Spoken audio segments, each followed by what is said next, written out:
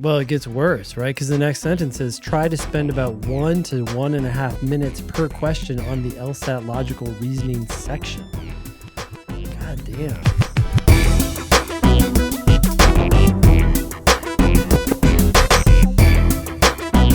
Hello and welcome to episode 500 of the Thinking LSAT podcast. I'm Nathan Fox. With me is Ben Olson. We're the co-founders of LSATdemon.com and the LSAT Demon Daily podcast. I suppose we're going to talk about myths today. 11 myths about the law school admission test and law school.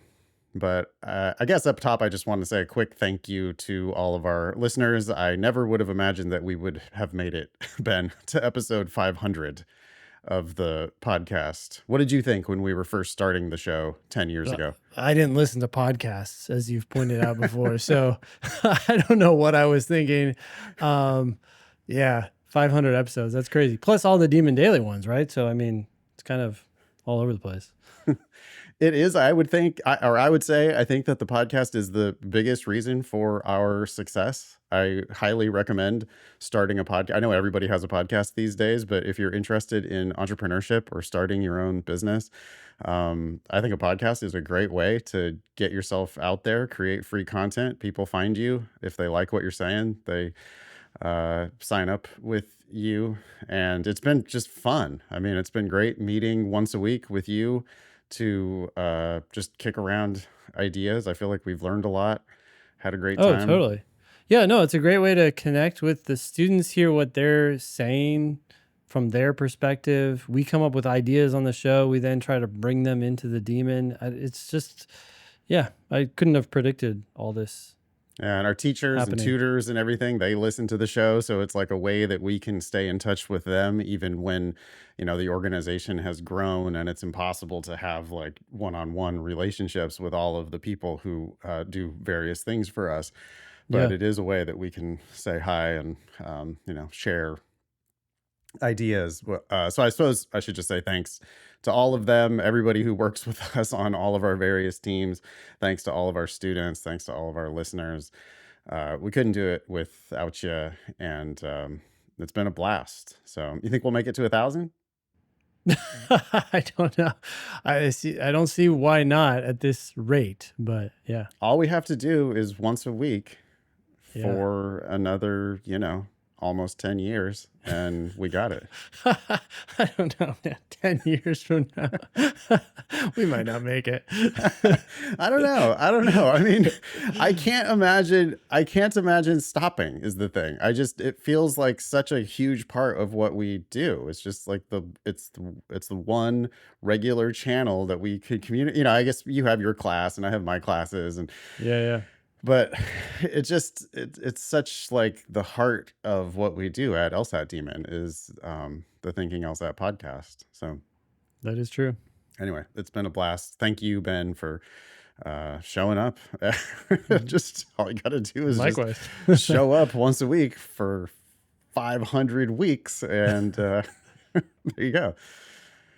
All right. Anyway, we are going to dive into our content for today. We're going to do 11 myths about the LSAT and law school admissions. Why don't you tackle number one? Yeah. So number one is most students pay full price to attend law school. This is a pervasive myth. We had polls in our classes recently. I think this might be a screenshot of a poll that ran in my class the other night. We asked what percentage of students paid full tuition for law school last year in the United States. Maybe the listeners can play along here. What do you think? Do you think it's more than 80%? Do you think it's 60 to 80%? Do you think it's 40 to 60%, 20 to 40%, or less than 20% paid full tuition for law school last year in the United States? And there was like a bell curve of responses in my class. The most common choice, almost half of the class said, "Oh, it's probably about half of the students who pay full price to attend law school." What's the actual answer? Well, the actual answer you can find in great detail at lsatdemon.com/tuition. I think it's around 20%, if I remember Let's look here. I just opened it. Oh, it's 19%, at least last year. Yeah, it's actually 19%. So it was the least commonly chosen answer, even among our students. Hmm. People were still surprised, which our students tend to be listeners of the Thinking LSAT podcast and, people who have heard a bit of what we have to say before. But even among students in my class the other night, still almost everybody overestimated the percentage of people who pay full price. Almost nobody pays. Well, it's not almost nobody, but it's 19% of law students in the United States are paying full price. 81% are getting, it kind of gives the lie to the whole thing about merit-based scholarships. Yeah. Like, really? Okay, so 81% of students are getting merit-based scholarships. Okay, in other words, it's, what an economist would call price discrimination, and all they're really doing is just heavy discounting. Uh, Nationwide, 3% of students are not only paying no tuition, but they're getting paid to go to law school. There's another 5% who get a full tuition scholarship. There's another 33% who are getting more than half scholarships. And if you apply broadly, if you apply early with your best LSAT, you will get scholarship offers. That's the game. And it's unfortunate that you have to apply first before you see what price law schools are going to charge you. Yeah. Yeah, it's crazy. But the nominal tuition is nominal. The nominal tuition is not real. We had reports from the BU. There's admitted students weekends going on all over the place right now. And this last weekend, we had several team members, it looks like, who were at, or well, maybe it was one team member who was there and then other team members who have gotten offers already. But from the Boston University admitted students weekend. And it's just such a sales pitch. I mean, that's all they're trying to do is to get you to sign. And yeah, most people there have no idea what's going on with discounts. One of our team members had a 3L tour guide who said, quote, "I'll be clerking after graduation, then heading to big law until I pay off all my debt." And she said it as like a joke, and everybody was laughing. Our team member says, yeah, I didn't laugh. Maybe she truly wants to go into big law, but it really didn't sound like it. It sounded like debt was the driver. And the message to the rest of us: BU's a great school, take on $66,000 a year in debt, then grind it out in big law to survive. That's crazy. That's over $180,000 easily, not even considering interest. And then you have to turn around and pay that back while living a more lavish lifestyle. I mean, as soon as people get those big law jobs, it's not like they save it all. No, absolutely not. Because you have to have the fancy suit and the BMW and live in the right neighborhood and join the right country club. And, there's all the trappings of that lawyer lifestyle. I mean, hey, you're a lawyer now, right? Your friends and family know you're a lawyer. You better be splashing out on expensive vacations like you're, the the lawyer friend that I have that took a 4-day vacation to Japan. It's like, well, you got a bit of money and very little time. Better spend all the money you can to maximize the very little time that you have. Yeah. Wow. Okay.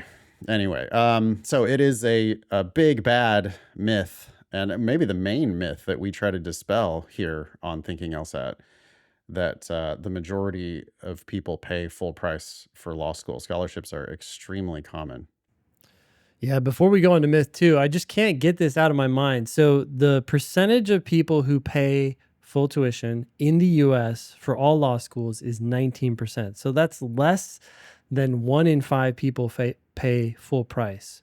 Yeah. So if you randomly grabbed 5 law students, chances are that one of them would be paying full price, and the rest of them, the 4 remaining students, would be getting some sort of discount. Most of them would be getting more than half discount, right? Yep. Well, close. Close. Yeah. So 2 or 3 of them would be getting more than half of the tuition discounted, and the fourth person might be getting less than half of a discount. But that's not what people would think. If they randomly grabbed 5 law Yeah. students, they would expect one of them to maybe be getting some sort of scholarship. It's Yeah. literally the reverse. Yeah. And it's certainly not the system that one would design if one was going to have the federal government funding the whole thing. Like, the federal government student loan system is the backbone of this whole thing. Yeah, the whole point of that was to try to help people who didn't have access to money to get a higher Right. education. Right. And then it's been, over time, it's just evolved into this weird system where the schools fighting for the more qualified applicants end up giving heavy discounts, including full tuition discounts and even stipends, even checks out of the system. You know, the money's coming from the student loan system, Yeah. going out to the highest LSAT, highest GPA, smartest. They just tend to be the savviest, richest, whitest applicants, Yeah. because all those things are correlated. Mm-hmm. And then, 4 years later, it's just like these mountainous student loans that people are, the least qualified, people who tend to be more first gen, people who tend to be less white. And those are the people who have the biggest debt loads coming out of this federally, like, blessed system. Yeah. So it seems like something's broken. Ready for, Yeah. go Yeah. ahead. Well, No, last thing, and that's the 509 report. That's one thing that they really could move the needle with, and that is report scholarships on the basis of race. They have this whole chart breaking down race, but they don't break it down for scholarships. They break it down for attrition, I think. Right. But not scholarships. Oh, they break it down on a million things, but yeah, it should, if you're going to, show me that race and ethnicity table, and then also show me average price paid. That would be awesome. Yeah. Myth number 2? Yeah. Myth number 2 actually ties right into myth number 1. Myth number 2 is you should only take the LSAT once. That's a myth. So LSAT student Sam writes, I went on a tour at a top 35 school. While there, I got the chance to meet a professor and ask any questions. I told her about my current statistics, 3.98 and a 165. And I asked her what she thought would be an LSAT score that could get me a scholarship with the plan to take the June exam. She told me that it would be a waste of time to take it again and that my score is never going to improve above a 165. And with that score, it isn't likely that I get a scholarship. Then she said that even if I do improve, my 165 is going to drag me down. I know the Demon teaches students to use all 5 attempts, and I am practice testing in the 170s now, but this professor has rattled my confidence. Any advice? Yeah, so either this is an actual law professor saying, multiple attempts is going to be bad for you, and people don't improve. Yeah, so there's 2 problems here. Either the professor is uninformed and doesn't understand how the game is played, and therefore just giving bad advice, or worse, the professor knows exactly how the game is played and trying to get this student, Sam, to apply with a 165 and pay full price. We have a quote here, an excerpt from a blog post from U.S. News. Okay, this is from a U.S. News blog post from 2022. You want to read it? Yeah. Misinformation about this topic, apparently multiple attempts, is widespread because policies have changed. Before 2006, law schools reported to the American Bar Association the average LSAT score of their incoming students, which factored into law school rankings.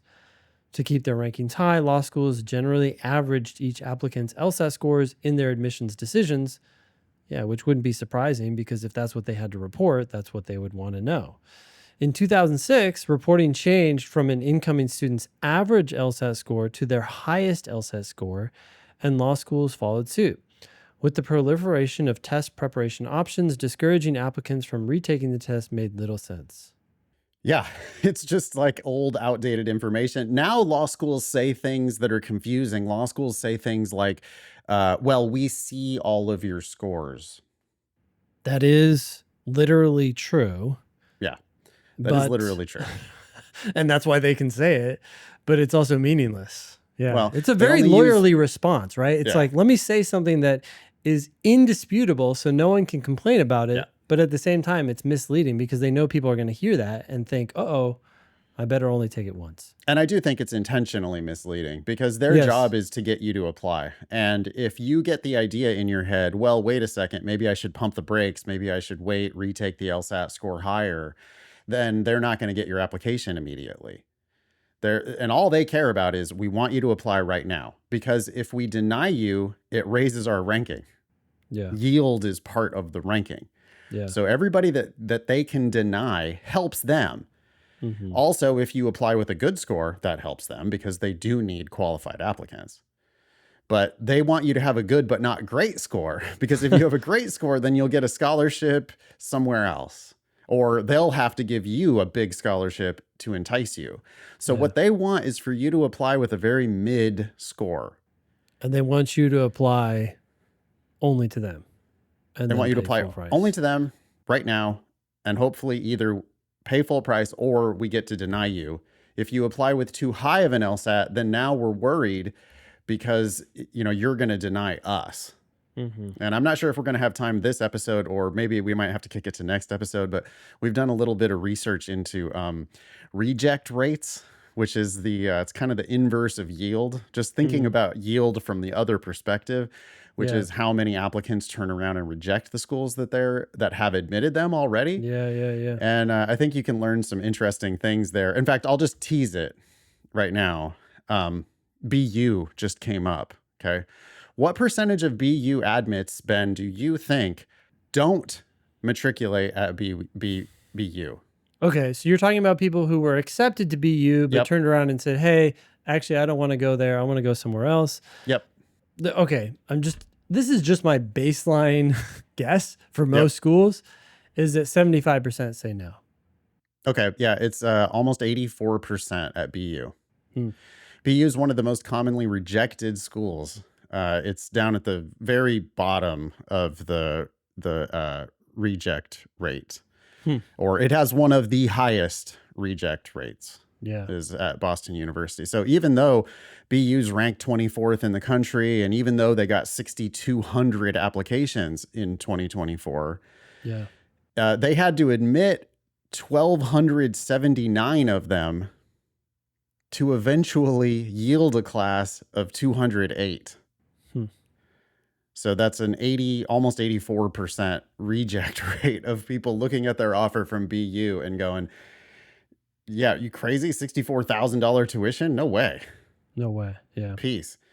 Yeah. Okay. Anyway, because law schools only care about your highest score, the U.S. News only cares about your highest score. The American Bar Association only reports, or they only have to report your highest score to the American Bar Association.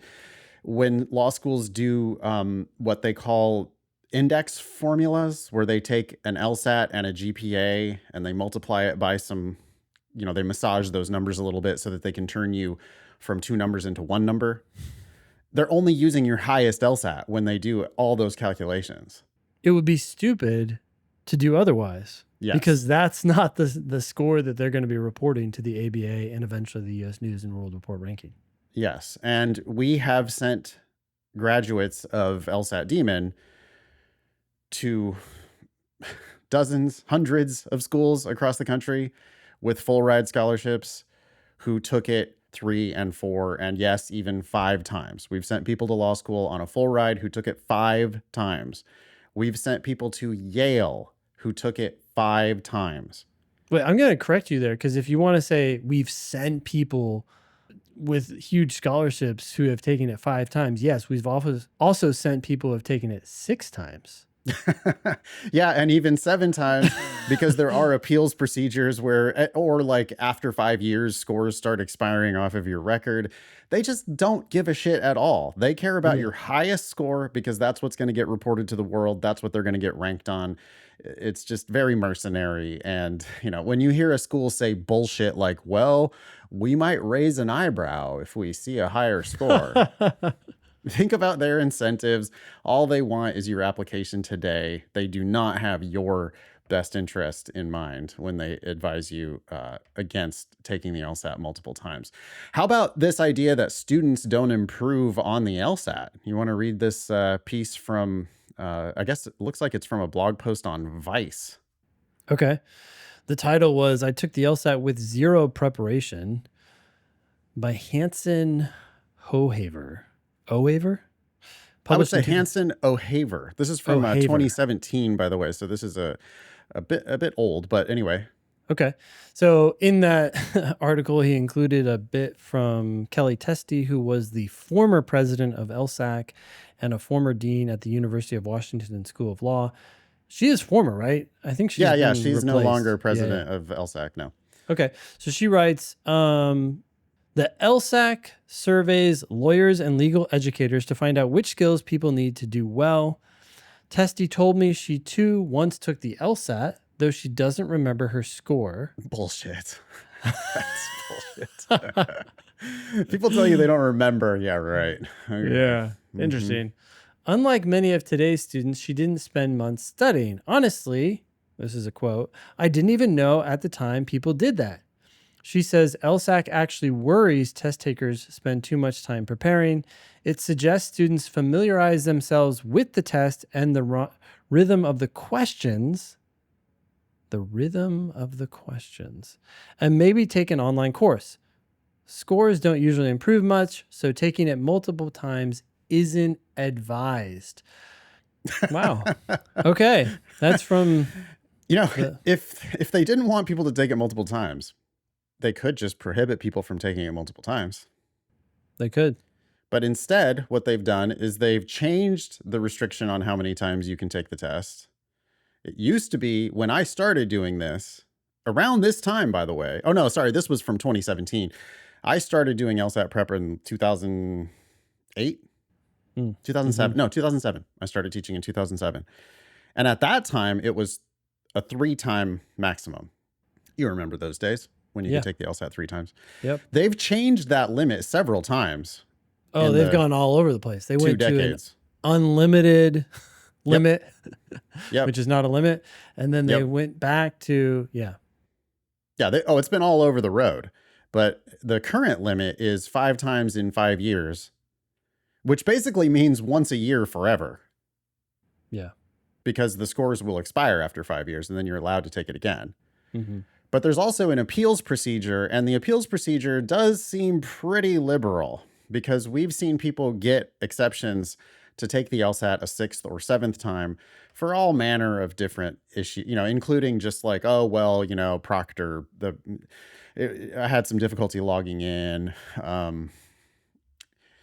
They've made changes to the test over time. So I suspect that you saying, hey, I prepped for the LSAT with logic games, but you don't have logic games on the test anymore. Can I get an exception to this policy? I suspect that might work. It's just a myth that students don't improve much. Why do people think students don't improve much on retakes? Well, it is an idea that's repeated out there a lot. LSAC did do a study where they showed that when people took the test again, there was an average increase of 2 points. Yep. But that's just looking at the large population of people, as opposed to people who actually take time to do something different between when they took it officially and when they took it officially again. And what we're talking about is taking the time to actually study and make massive progress. Not only that, but a 2-point improvement on the LSAT is not insignificant. It's only a 60-point scale, right? So a 2-point improvement might get you from 1 point below the median LSAT at a school that you're interested in to 1 point above the median at a school that you're interested in.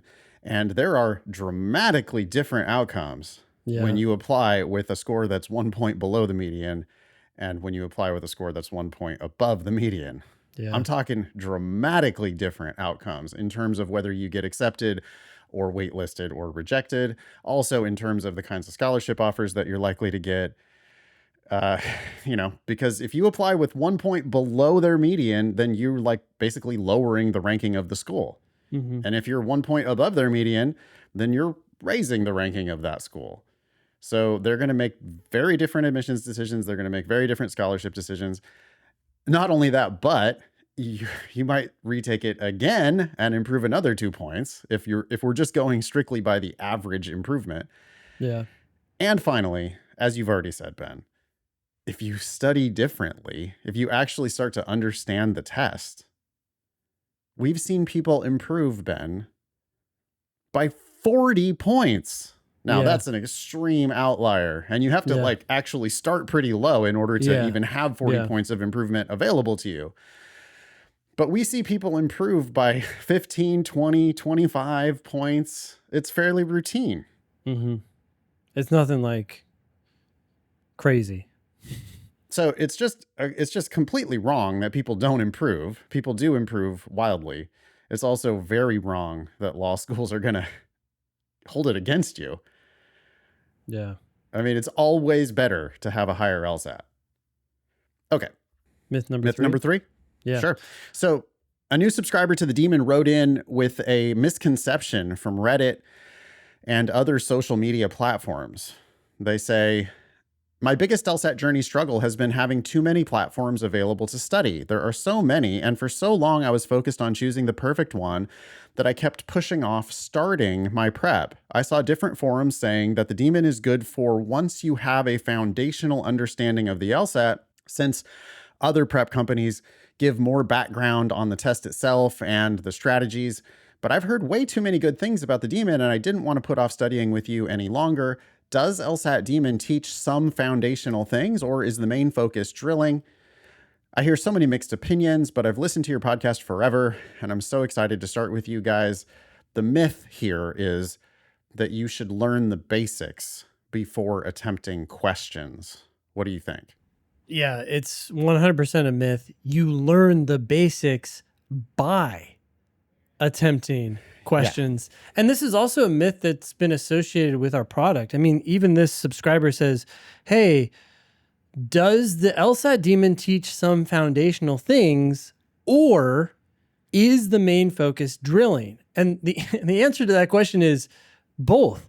The main focus is drilling because it is through drilling that you learn those foundational things the most effectively. Drilling is giving you questions targeted at your skill level. So you start drilling. If you're not that good, it's going to give you some lower level, easier questions. And as you do those, and as you get them right, and as you get them wrong, you'll then see the explanation. And in the explanation, it will start explaining foundational things to you in the context of an example. And that is the best way to learn by far. Yeah. People don't understand this. They think that learning in the abstract is somehow, I don't know, the way. And it's not the way. It's literally the opposite. Yeah, it's worse. I mean, like, this is completely by design. We don't force a bunch of theory down your throat first, because that shit's boring and it can actually be counterproductive. We see people who start off with, the big legacy prep companies, Kaplan, Princeton Review. I think those are the worst for LSAT prep. I mean, it's just shocking that they're also the biggest for LSAT prep. I think they're clearly the worst, and they're just real good at marketing, giant companies that have nationwide, worldwide footprints, and they're just real good at selling. And so they just sell, and they get people in there, and then they basically teach them that the LSAT's hard. Mm. Just force a bunch of like heavy-handed formal logic stuff, and all these weird techniques that we'll get to later, timing strategies, which we'll also talk about later. They force all this, and it's like, oh, this is the fundamental basics. Like, oh, don't start doing real questions yet. You need to learn all this shit first. Yeah. Boring, waste of time. actually counterproductive. What I was going to say is Counterproductive. that people start with like you walk into a Kaplan class and you might score 160 right now if you just took a practice test. Yeah. But you can study all their boring foundational shit and then you can score 151. Because you're just gonna be like, you're wildly overcomplicating it. When the number one basic, right? The number one foundational skill is read it carefully and use what's on the page to solve the question. The question solves itself. If Yep. you actually understand what it says, there's only one right answer and 4 wrong answers. So the main thing we're ever going to teach you at LSAT Demon is read it more carefully so that you can actually understand it, so that you can just solve it. And you don't need weird technical LSAT fundamentals in order to do that. You just Yeah. need to read it more Yeah. carefully and solve it. So that's why, instead of doing a whole bunch of didactic shit up front, we're just going to get right into the practice of it. Well, I mean, you say that, but it's like, that is the didactic shit. That is the teaching. The didactic is, yeah, I mean, I guess what I mean is us telling you things. That didactic bit, it is right there in the explanation, isn't it? We got to look up the word didactic. What do you mean let's by look it up. that? I guess I thought that didactic meant like a teacher teaching you something. Okay, didactic is an adjective. It says intended to teach, particularly in having moral instruction as an ulterior motive. Oh, interesting. I didn't know that connotation was there. I do know that there's the word autodidact, which is self-teaching. Okay. Yeah. Or autodidactic, I guess, would be self-teaching, and an autodidact would be someone who teaches themselves. But anyway, the thing about the LSAT is that you don't actually even need anybody to teach you for the vast majority of like level 1, level 2, level 3, even level 4 questions. Yeah. Nobody needs to teach you jack shit. You just need to read it carefully, understand what's there, understand what they're asking you about what's there. Yeah. And then see how there's only one right answer and always 4 wrong answers.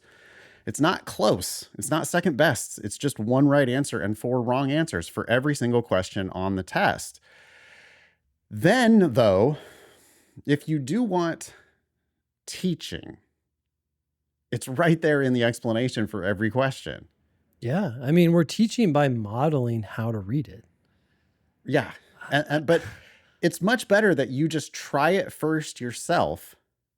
Because, and here's the real critical reason why I think we want to emphasize drilling first, not teaching first.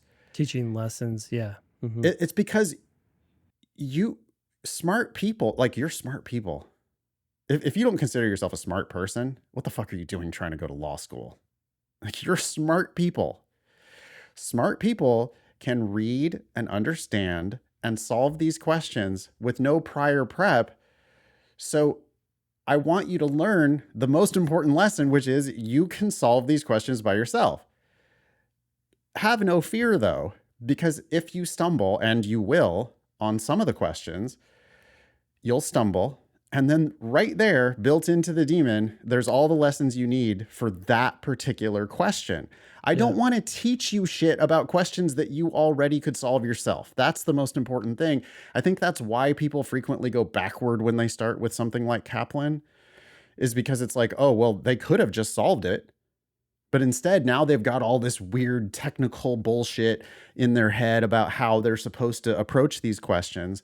And instead of just calmly, carefully reading it and seeing if they could figure it out, they're applying all these gimmicky, weird tricks that then actually make them miss the question instead of getting it right.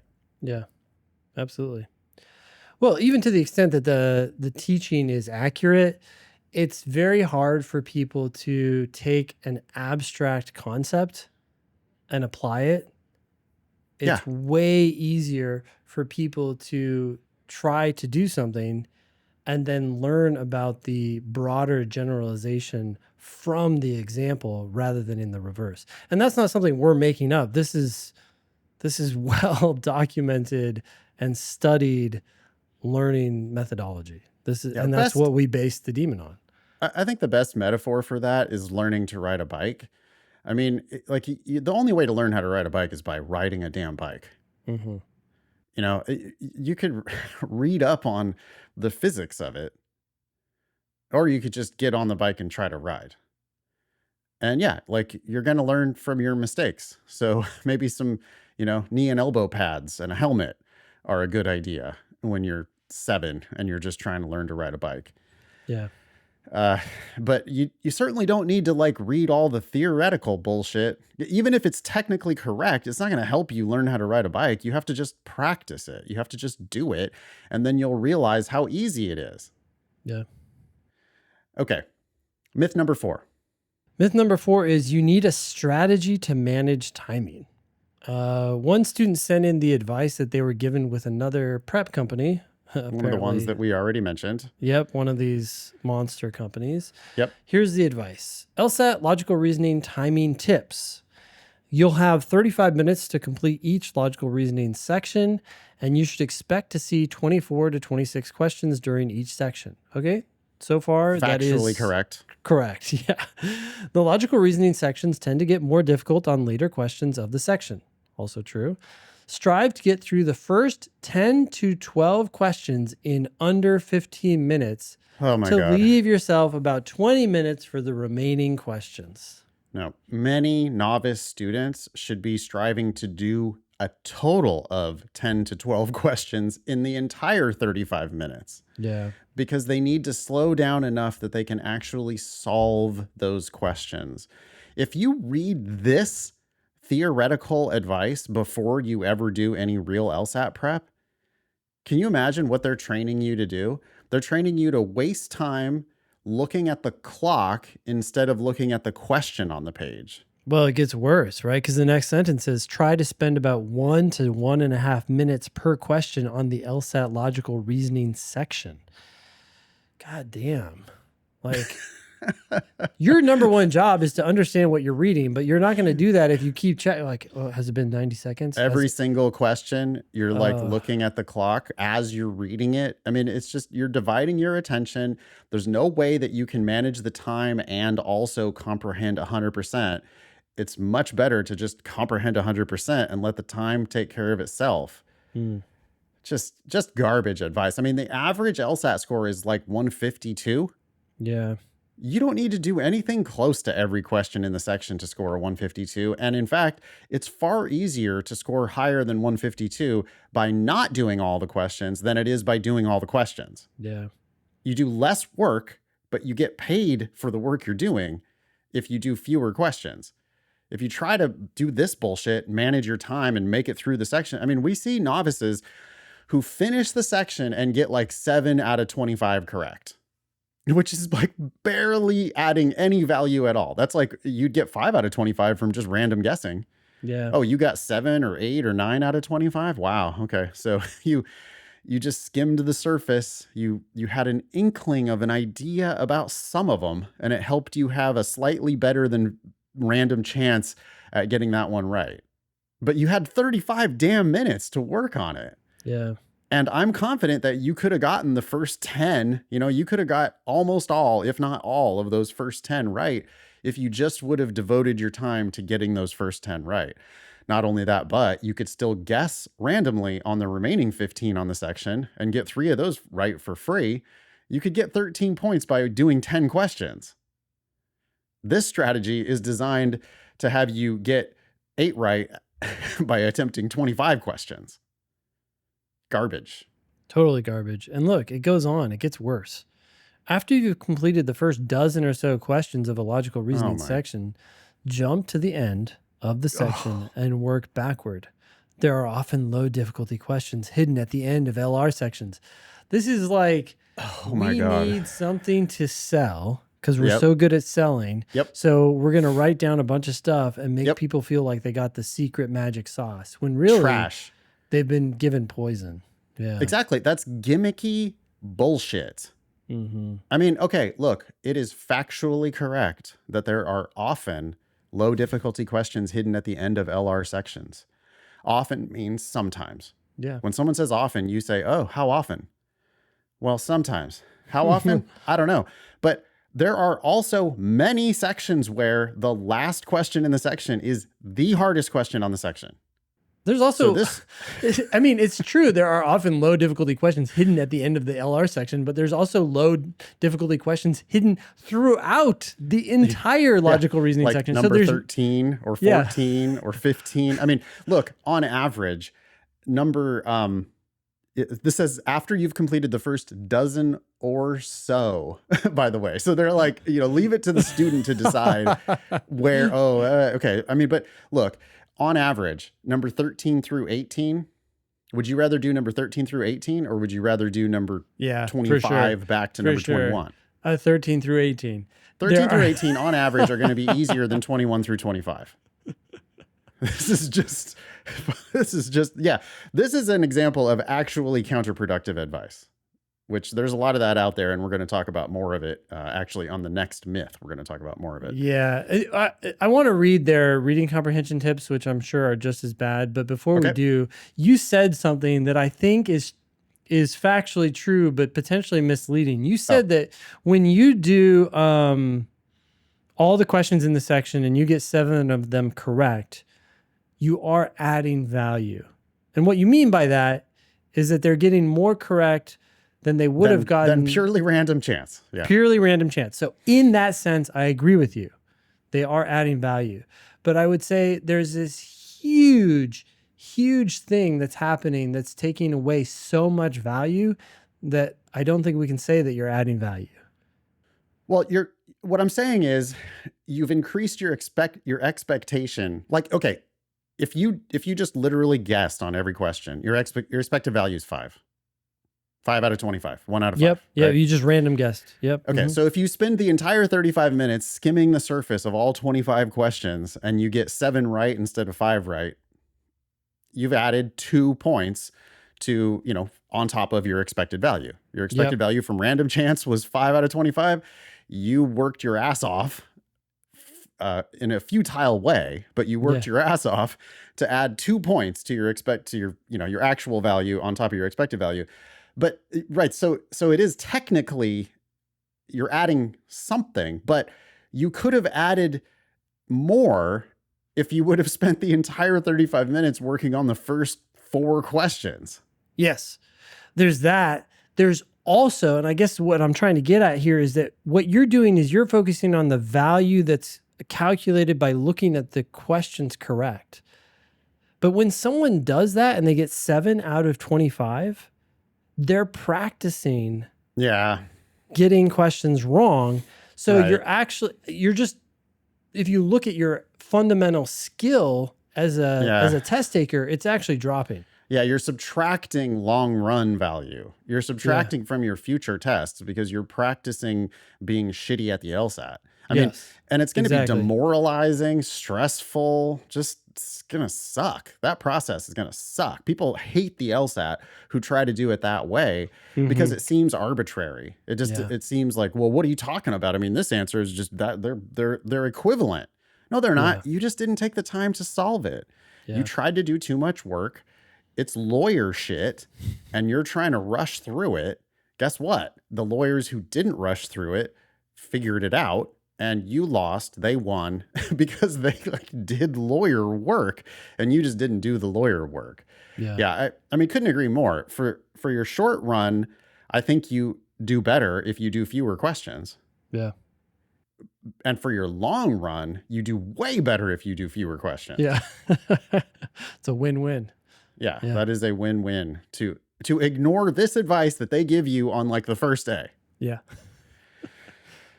All right, let's see what kind of garbage they're teaching about reading comprehension. Okay, it says the testing time for reading comprehension, RC section of the LSAT, is 35 minutes, and there will be 26 to 28 questions to answer. True. Take 20 to 30 seconds to determine your order of attack on the reading comprehension section of the LSAT. What? Okay. I'm glad they're emphasizing, by the way, that we're still on the LSAT. I'm not sure who would be confused at this point, which test we're talking about, but that's funny. Anyways, don't necessarily do the passages in order. Look for the passages with more paragraphs first. You'll find them easier to understand. Oh, That's not what what? I expected them to say, but I've never even interesting. heard that tip before. This is in their like fundamentals of. Wow. So they're I've never. claiming that longer passages are easier. Well, or just more paragraphs. So more paragraphs might not mean longer. It just Oh means yeah, shorter paragraphs. I injected my own assumptions there. But it, Yeah. but it So could definitely be also they're longer. Yeah. I yeah, mean, why not? But I would think that it's also just probably shorter paragraphs. shorter Do paragraphs. Okay. do we think that passages with shorter paragraphs are easier to understand? I've never looked for such a correlation. The correlation to me always comes down to the nature of the sentences. Some sentences are written more directly, some are less so. Yeah, I mean the problem is when you have a one sentence paragraph, right? Like they'll have sentences that have 60 words, multiple, semicolons and all these weird interior clauses and stuff. And what they did there was they took three sentences and they just mashed it into one to make it harder to read because they're testing your ability to read and comprehend. But Yeah, I've never even thought about that in, boy, 18 years of LSAT teaching. I've never even thought about the idea that more paragraphs is might make a better. passage easier. I don't think that's true, but I do think that the first passage is almost always the easiest one. Almost always. Yeah, there are exceptions. Often, often But a I mean, harder on question. average, Yeah, on average, by right, without far. wasting any time Yeah. skimming through, because, they also teach shit like pick the topics that you like, pick the passages with more questions. They teach all these other dumb, like, passage selection strategies. But to me, that's just rearranging the deck chairs on Oh, the for sure. Titanic, right? Instead of just like, hey, get to fucking work. You need to comprehend these passages. The only way you can comprehend these passages is by reading the damn passages. Yeah. So get to work instead of wasting time deciding what order, just like it's a waste of time to skip around in the logical reasoning section. It's also a waste of time to skip around in the reading comprehension. Just do the first passage, understand what it's saying. The questions get easier the more you understand. So read the passages carefully and solve them. Yeah.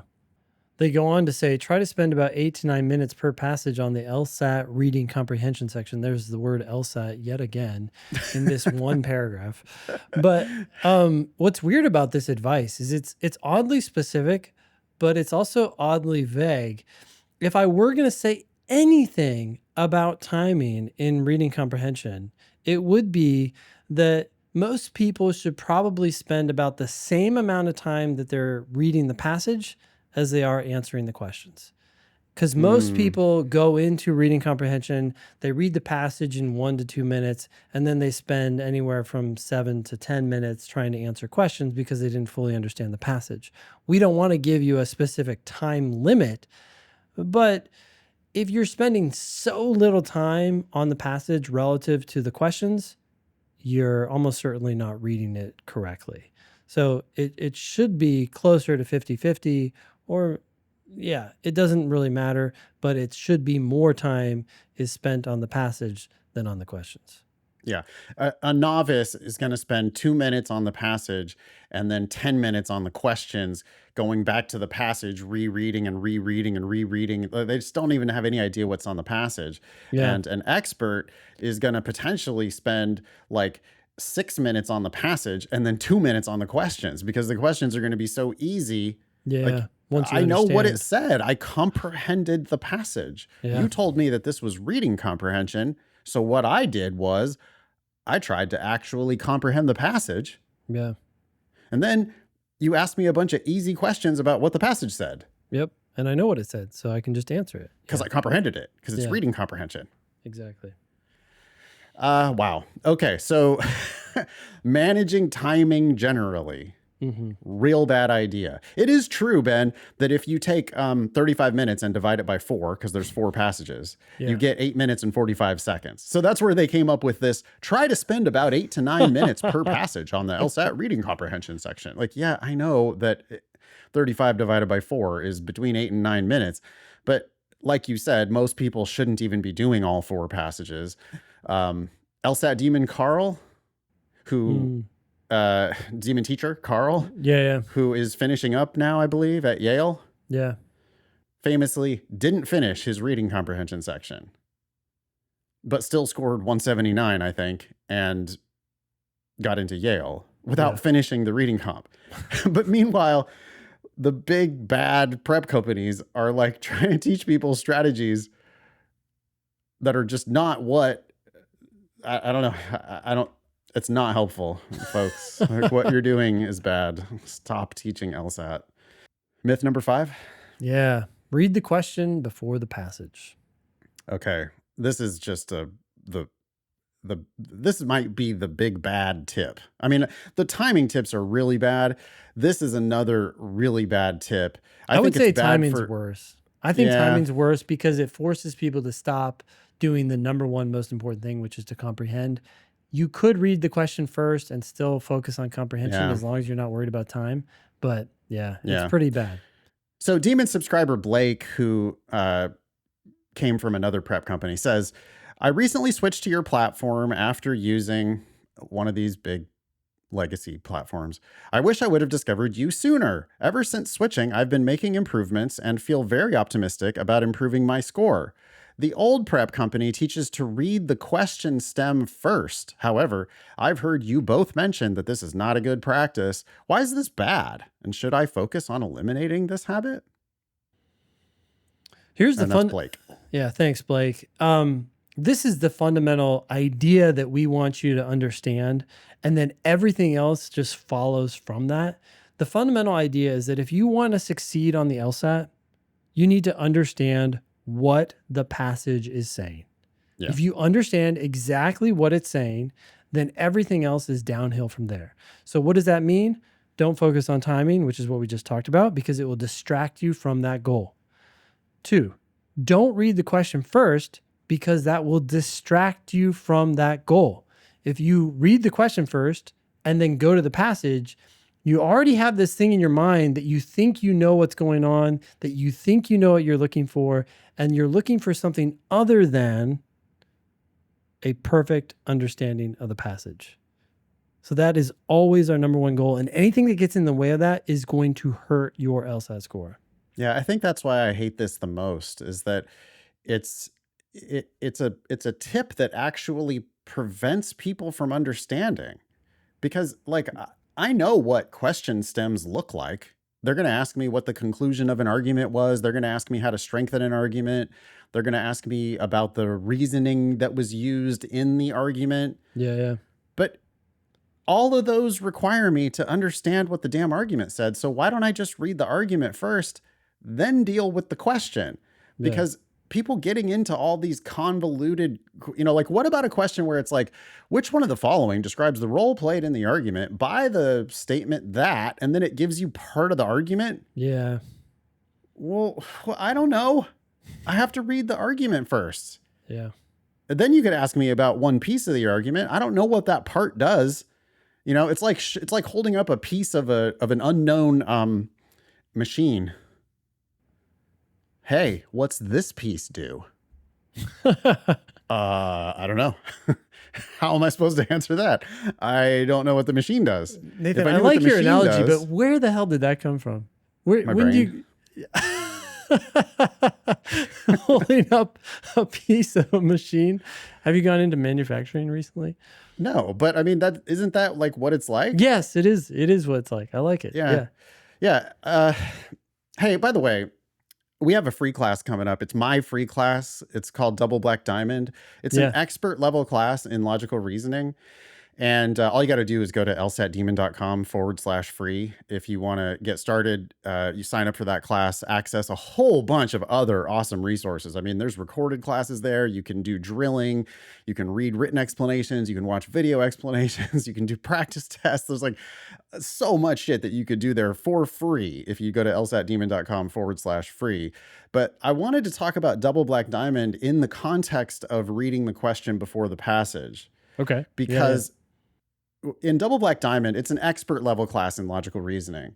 And it might not be the best place to start off if you're brand new, but I promise at the beginning of every double black diamond class, I promise that I will turn some of the level 5 difficulty questions into apparent level 1 difficulty questions by just comprehending what's in the argument. Yeah. It's very frequent. This is double black diamond. These are questions that are on the syllabus because students have requested them throughout the week, you know, like, whoa, this one is impossible. Oh my God, I need to see how Nathan would attack this question.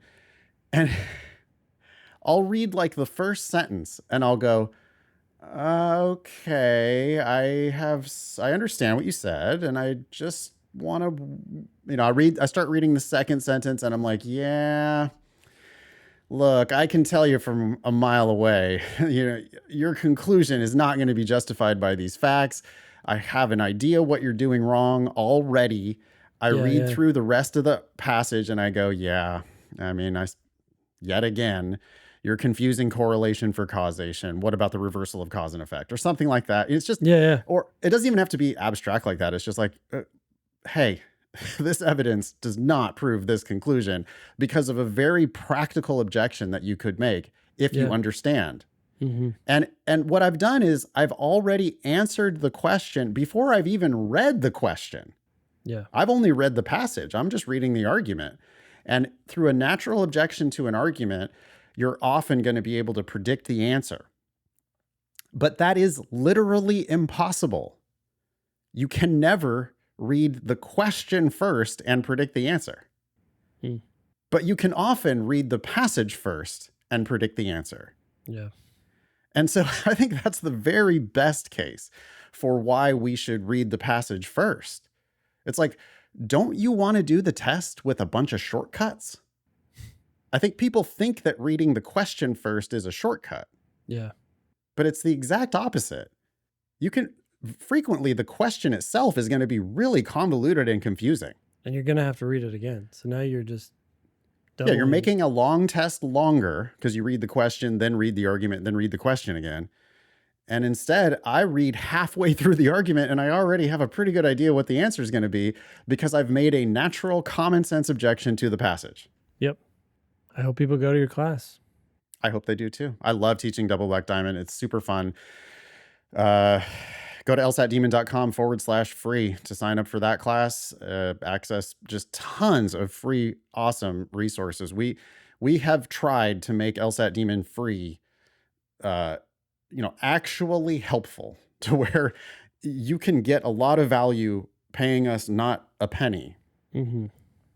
You'd be surprised how much free stuff there is in our free account. So please go to lsatdemon.com/free and make yourself a free account if you have not already. All right. Myth number 6, Ben, is that you need to learn formal logic. I'm not sure how much time we need to spend on this one. We could talk maybe more broadly about the need to learn formal logic. Yeah. Yeah. There's this sense that you have to know the kind of formal logic that's taught in maybe a philosophy class. But a lot of times when people start talking about those things, I actually have no idea what they're talking about. And I just say, okay, well, what's the common sense objection to the argument that's being made here? It's so much easier for everyone to understand, in part because it's concrete, but also because it's just using common everyday language that we all understand. Yeah. Studying logical fallacies is a bit of a problem by itself because you're learning abstract things, learning denying the antecedent or assuming the precedent or whatever it's like And it's so much easier to teach the sufficient and necessary flaw with just like a very simple example. Yeah. If you're riding in a car, you're going somewhere.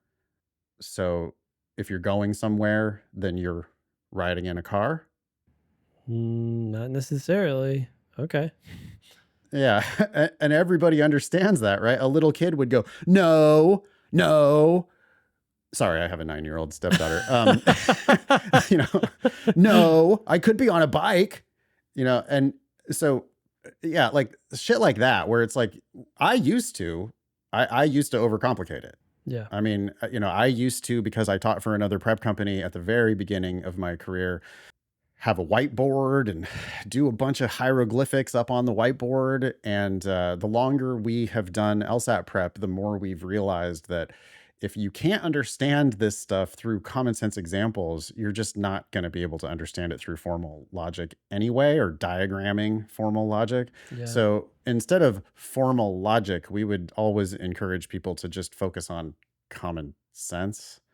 It ain't rocket science. It's not like a whole bunch of real fancy formal logic. It's really just kind of understanding basic common sense principles, like understanding what you're reading and then catching people when they're trying to bullshit you.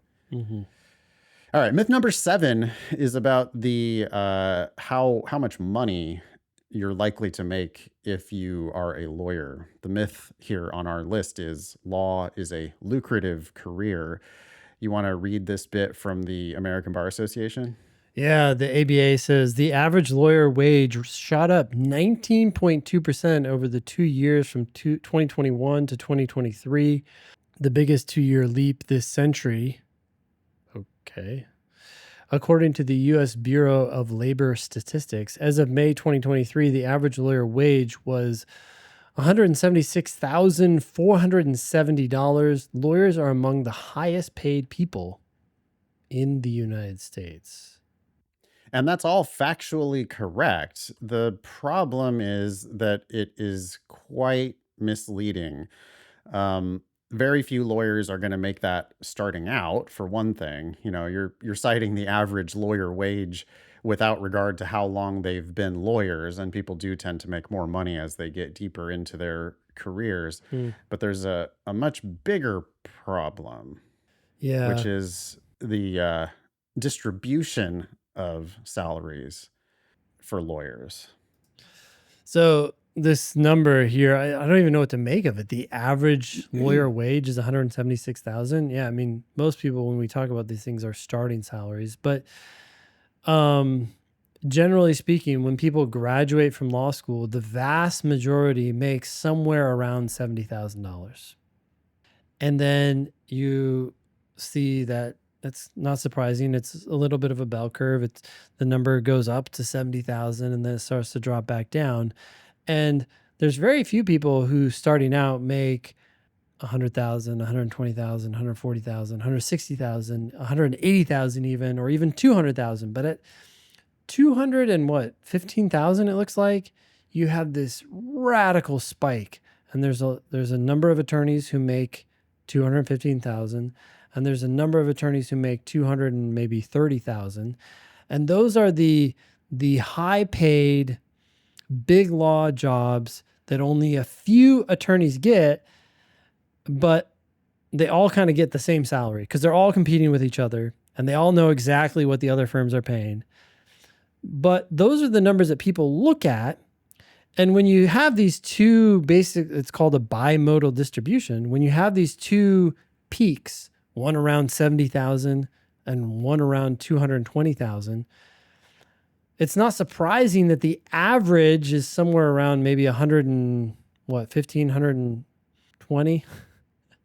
But no one makes that. You either are well below around 70 or well above around 220. And so this average salary that law schools talk about of 120 is mythical. It doesn't exist, really.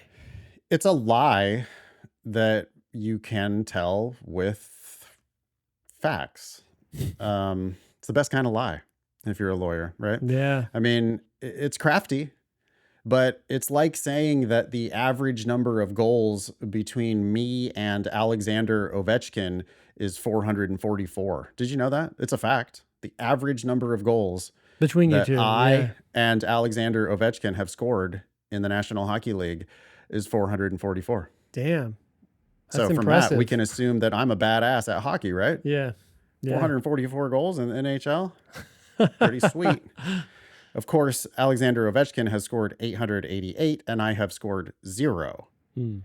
And this is, but the mean is 444. Yeah. Yeah. When a law school tries to tell you that the average graduate from their school makes $100,000 in their first year as a lawyer, Yeah. you should ask them to see the distribution of those salaries. Because what you're going to find is this bimodal distribution that we can hopefully link to in the show notes.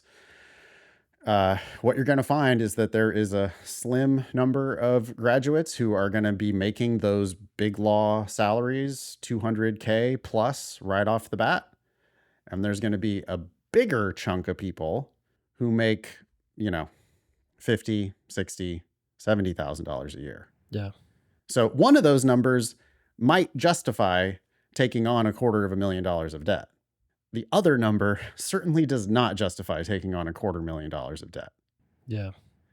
You take on $250,000 of debt and you come out making 50 grand. Pure loss.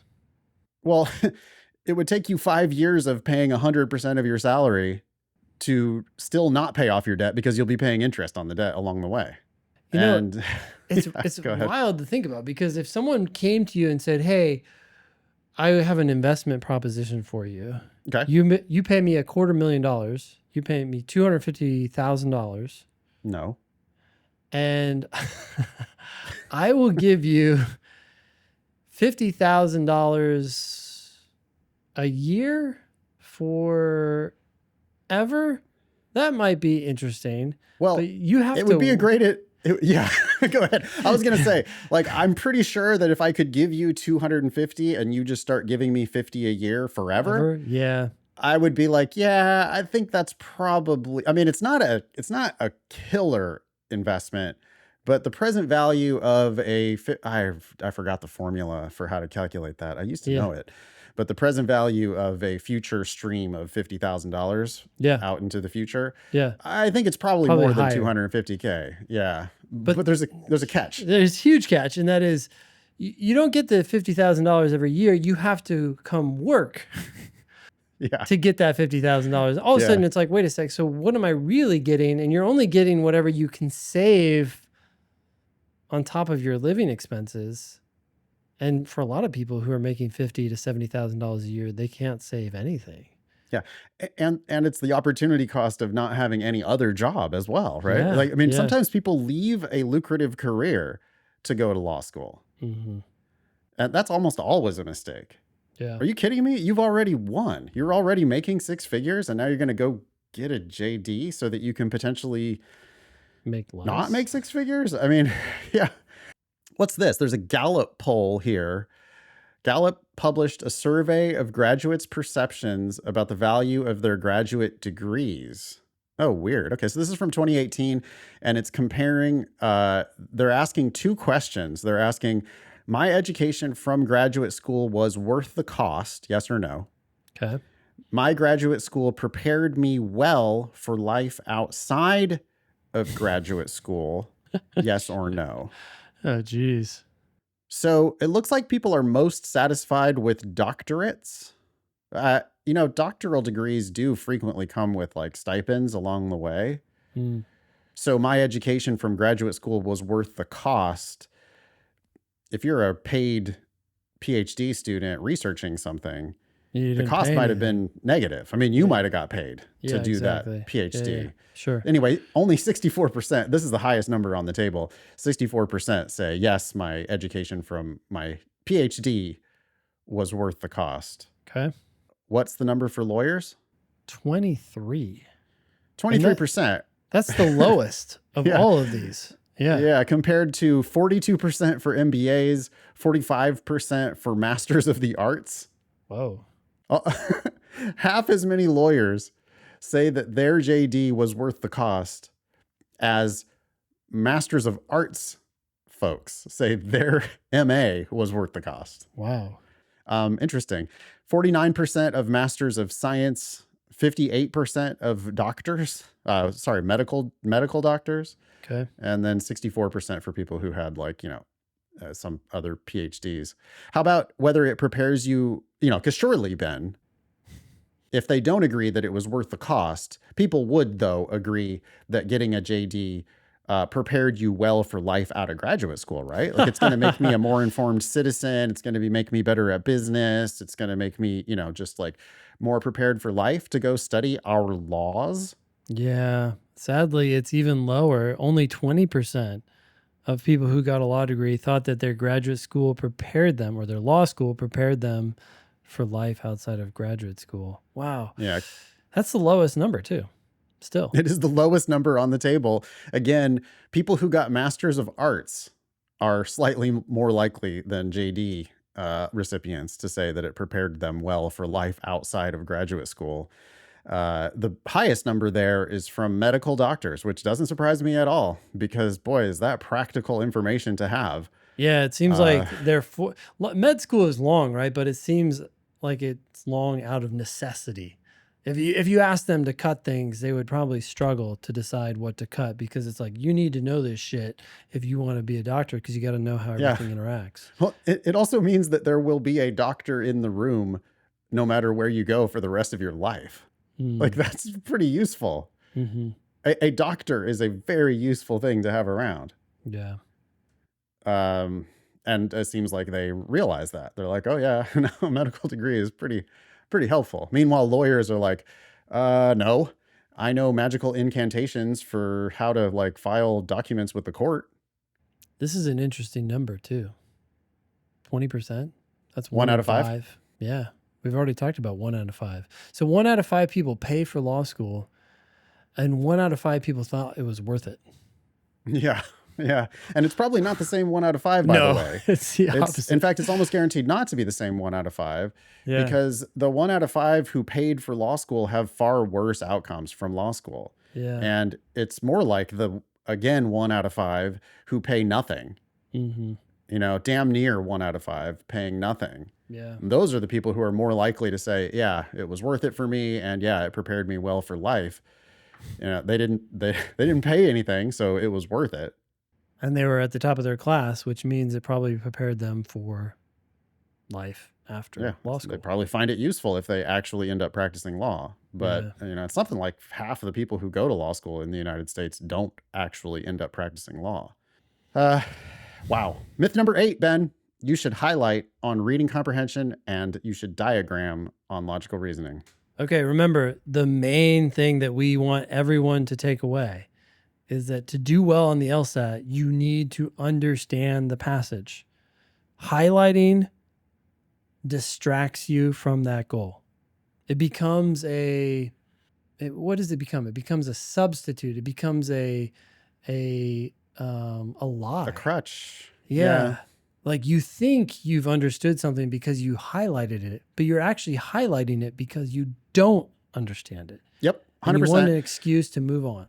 100%. I highlighted it because I thought it was important, and I didn't understand it.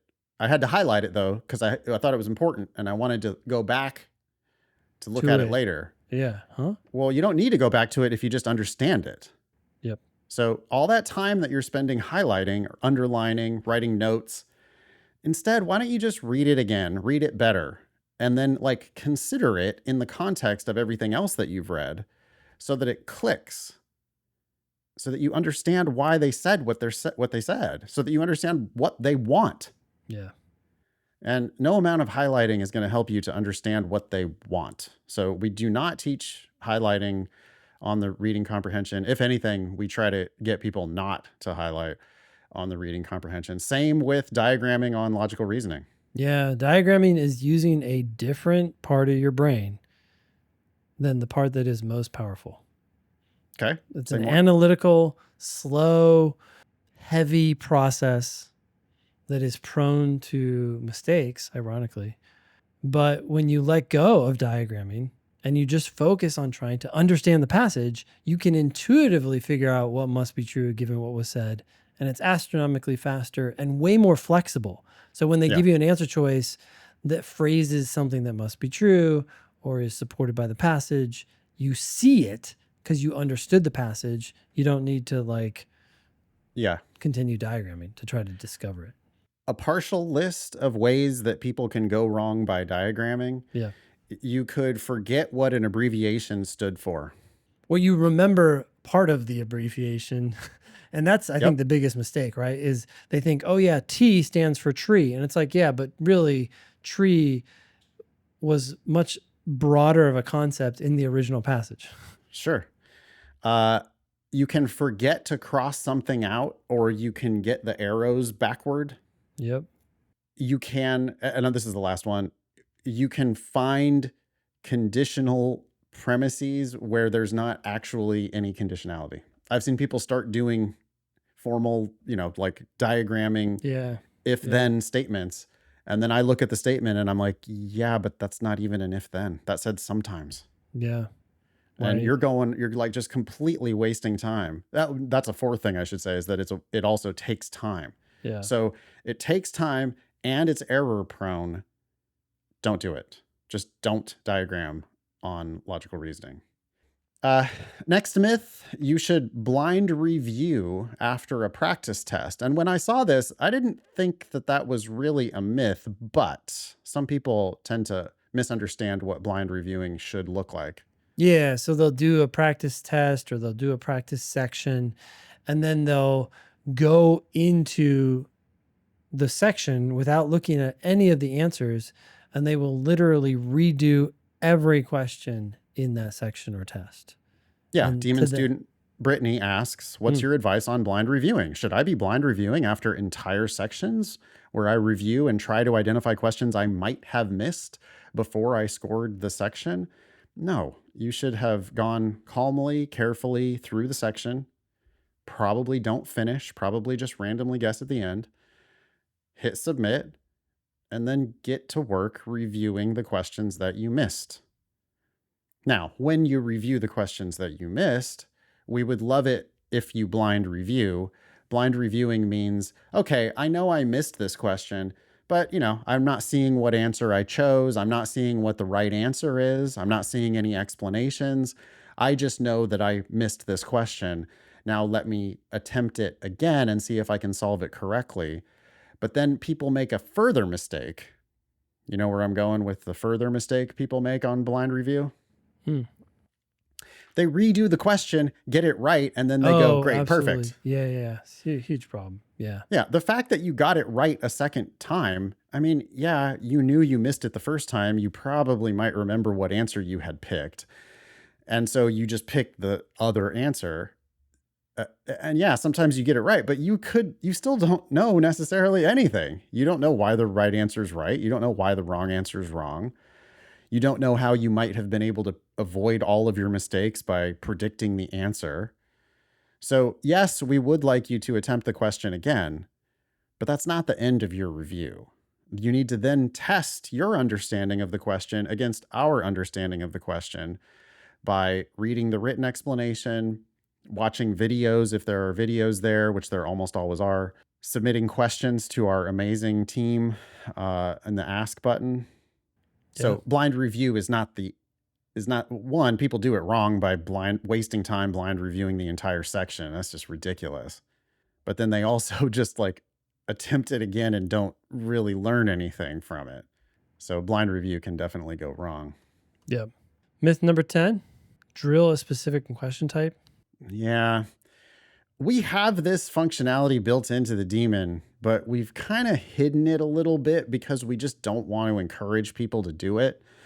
You can absolutely go into the daemon in your drilling settings, and you can limit yourself to only drill necessary assumption questions or whatever type of questions you want to drill. But we just don't think that that's very useful because question type identification is part of the test. If I just tell you, hey, this is going to be a necessary assumption question, then you might not even be reading the question anymore. Also, code switching, or no, it's not code switching. It's just like context switching, right? Answering different questions differently is a big part of the test. Yeah. So if you're doing 25 necessary assumption questions in a row, and we understand that other prep companies give you big drill sets, and even my old logical reasoning encyclopedia had like 75 necessary assumption questions in a row. It's not the best way to prep, because you on the real test, you're going to get a strengthen question followed by a conclusion question followed by a parallel reasoning question. It's just going to be mix and match. So I don't know. What else do you want to say about drilling Yeah. specific question types? Well, specifically that, I guess a few things. One, the strategy for all logical reasoning questions is the same, and that is Yeah. first understand the passage. So when people feel like they're struggling with individual question types, it's rarely the case that they actually are. They're Yeah. usually just struggling with their ability to understand the passage, break down the argument, figure out what's wrong with it. And you're going to do that no matter what question type there is. So there's generally not a need to do it. That said, I don't necessarily have a problem with someone, hey, maybe they're struggling distinguishing between a necessary assumption question and a sufficient assumption question, and they go into the daemon and they select those two question types Yeah. and they drill them so that they can just get a little bit of a targeted practice on that. But notice what's happening there. They're doing two different question types at least. They could do 3, 4, but they're doing at least two, so that when you get a question, you don't know what type it is until you've read the passage and then read the question and been forced to figure it out on your own. Because when you start doing 100 must be true questions back to back, as soon as you get the passage, you know exactly what's going to be asked. And so you start reading the passage in a way that's different from what you're going to do on the actual test. So although I don't have a problem with people occasionally doing multiple question types at the same time, most people should just do all question types and let the daemon decide. But what you should never do is a single question type back to back to back. Yeah. It's just not the most efficient use of your time. And, your time is your most valuable resource. So you should be doing efficient prep. Just hit drill. The daemon will show you what you should work on, and it's going to mix it up for you so that you can't take shortcuts that you're not going to be able to take on the actual test. Yeah. Okay. Last one, myth number 11. You should study as many hours as you have available. We have a note here from LSAT Demon subscriber Mark. Mark has taken a leave of absence from work to study full time for the test in June. Quote, now that I have 8 or more hours a day, how am I supposed to use all that time to maximize my LSAT progress? I wish you wouldn't have taken that leave of absence, frankly, Mark. Appreciate that you're taking it seriously. I appreciate that you're trying to make the LSAT a priority in your life. But it's just, I think, more civilized and more effective for people to study less but better. So one high quality hour every day is a hell of a lot better than this like blitz of full time. The other thing that Mark's going to do wrong here is that Mark's probably trying to make June just one and done. Yeah, well, there's a lot of pressure too, right? Because Mark would have to go back to work, because how long can you take a leave of absence? Yeah, how am I going to prep? So he's setting himself up for failure here, where he takes he studies as hard as he can between now and then. His whole family's like, dang, this guy's taking 2 months off of work so that he can just fully study for the LSAT. 2 months plus, I guess, huh? We're still only in March. 2 months plus off, 3 months off to study for the LSAT, and studying 8 hours a day. You're going to burn yourself out, and you're going to put so much pressure on that June test that then you're going to be just like frantic during the test. Then you're going to wait 3 weeks to get your score back. Very often be disappointed in that result, think you could do better. And now, back to work and trying to study now for a retake, when instead you should have been just planning on multiple retakes all along. Keep your job. Now, if your job doesn't allow you to prep at all, quit your damn job. But if you can find one high quality hour a day to study, keep your job. Have some balance in your life. Or go part-time. Just be Right. flexible. Cut down your job. Yeah. Right. Yeah. Be a boss. Like, just go, know your worth, I guess is what I'm trying to say. Mm-hmm. Don't let employers abuse you. Employers have every incentive to try to just squeeze the maximum out of you without, give you the minimum in return. Yeah. And so they're going to make you think like, oh no, if you don't work 70 hours a week, you're not a contributing member of the team. Okay, well then I don't want to be on your dumb team. Why can't I work 30 hours a week? If that's not helpful, I'll go find some other job where I can contribute 30 hours a week. Yeah. And then give 10 high quality hours per week to my LSAT prep. Yeah. That, by the way, because law schools, as we talked about at the top of the list, law schools only care about your highest score. Your competitors are taking the LSAT officially multiple times, and you should be planning on multiple retakes if necessary. So yeah, taking a leave of absence to target one particular test, not really what we would recommend.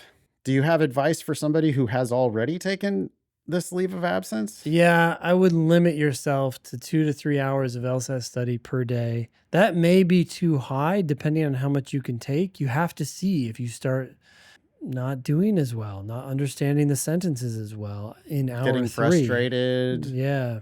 Wanting faster progress than you're actually making. Getting down on yourself because of it. And then rushing. Yeah. The words are just swimming on the page. The test feels like it's getting harder instead of getting easier. These are all very common symptoms of burnout that students report when they try to do too much too fast.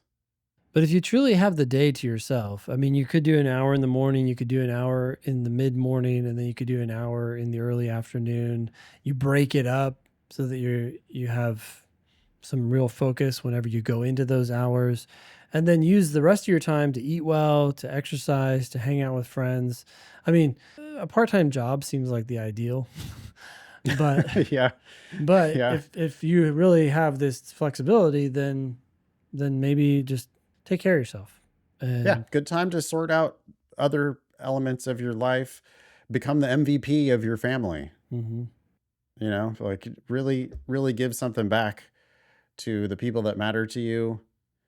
And also, prioritize your hour or two every day, no distractions, and get the most out of that hour or two. Mm-hmm. Then focus on sleep, diet, exercise, friends and family, all that other stuff. Yeah.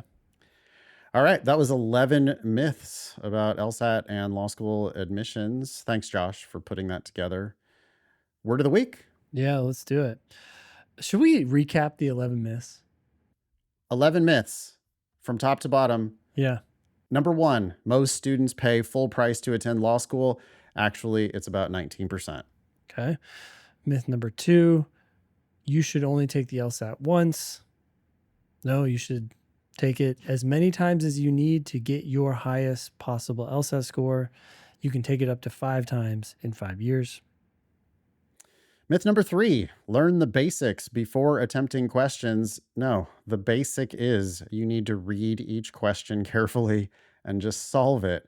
The most important thing I can teach you is that you have it in you to read most LSAT questions carefully, understand what it's saying, and solve it by yourself. That is the LSAT fundamental. You do not need to learn any basics. You just need to dive right in and read carefully and get to work solving questions. Myth number 4, you need a strategy to manage timing.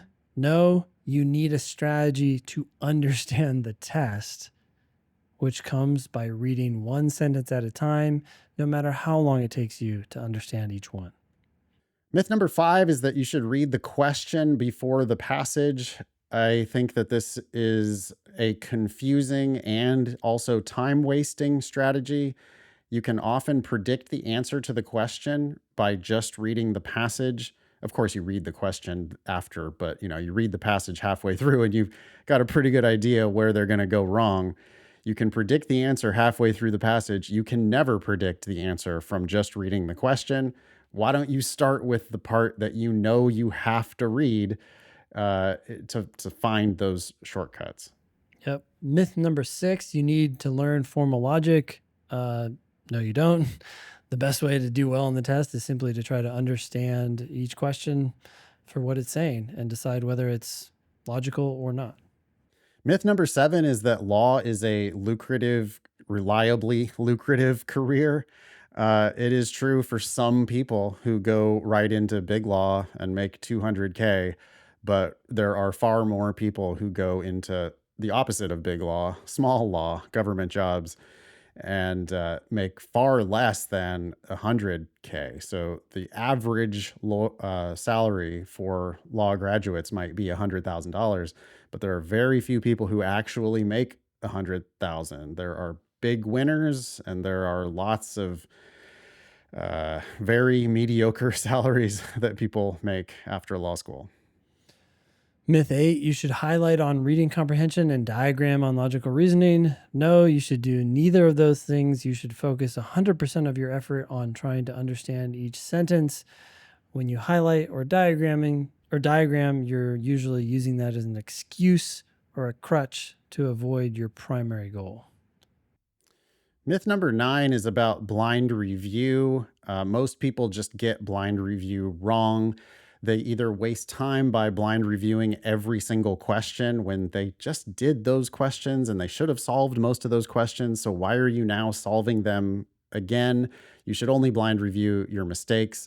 The second thing people do wrong with blind review is that they think that if they do the question again and get it right, that's enough. But no, you need to try to figure out why you missed it in the first place and understand exactly why the right answer is right and why the wrong answers are wrong. Myth number 10 is to drill a specific question type back to back to back. No, in general, you should be just drilling all question types. If you ever do drill a specific question type, do at least 2 or more so that you don't know exactly what question you're going to see next. And myth number 11 was that you should study as many hours as you have available. No, you should give me 1 high quality hour every day. If you can give me another high quality hour, that's great.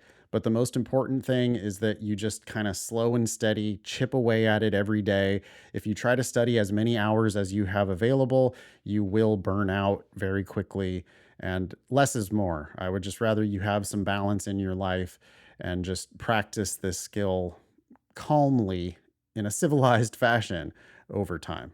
I say we end it there. Just keep it clean. Okay. Yeah. Let's wrap it up. Yeah. You can be LSAT famous by asking us questions or sharing news with us at our website, thinkinglsat.com, or find us on the socials at LSAT Demon. If you have questions about the Demon, you can email help@lsatdemon.com. Please check out our other podcast, LSAT Demon Daily. That was episode 500 of the Thinking LSAT podcast. Thanks all y'all for listening. Nice knowing you.